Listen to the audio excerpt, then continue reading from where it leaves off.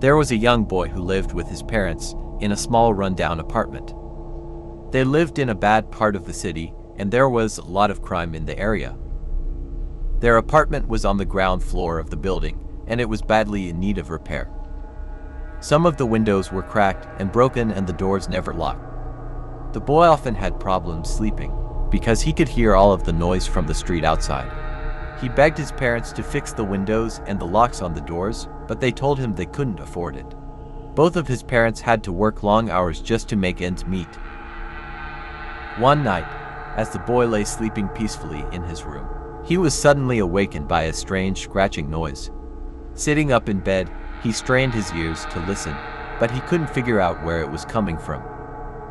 The bedroom was almost pitch black and the blinds were drawn, shedding out the glare of a streetlight outside. The boy got out of bed and made his way down the darkened hallway to his parents' room. "Mom," he whispered. "Mom, there's a weird sound in my room." His mother woke up and groaned. "It's probably just a tree branch tapping against your window," she said. "But there are no trees near my window," replied the boy.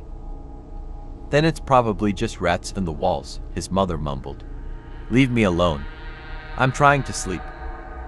The boy reluctantly went back to his room, but he was still nervous and afraid. He got into bed, closed his eyes, and tried his best to relax.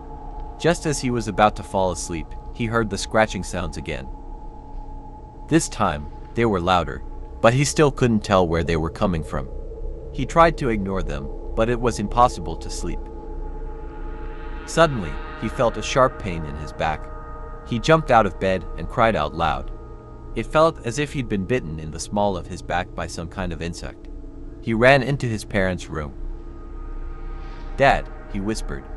"Dad, something bit me." His father rubbed his eyes and rolled out of bed. He examined his son's back and found a small puncture mark. There were 1 or 2 drops of blood seeping out of the wound.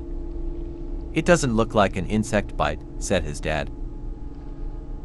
"Then what is it, Dad?" asked the boy. The father didn't reply. Instead, he went to the boy's bedroom and his son followed close behind. He switched on the light and inspected the bed. There was a small hole in the sheet and some of the stuffing from the mattress was coming out. "I know what happened," said his father. "One of the springs in the mattress must have poked through." His dad flipped the mattress over and looked underneath. What he found filled him with shock and horror. There was a long knife sticking out of the bottom of the mattress. At the bottom of the bed, they found mud and dirt on the carpet. The bedroom window was unlocked. There were fresh footprints in the muddy grass. During the night, someone had slipped into the boy's room through the unlocked window and lay in wait under his bed. The mysterious scratching sound he had heard was someone lying under his bed, stabbing through the mattress with a knife, trying to kill him.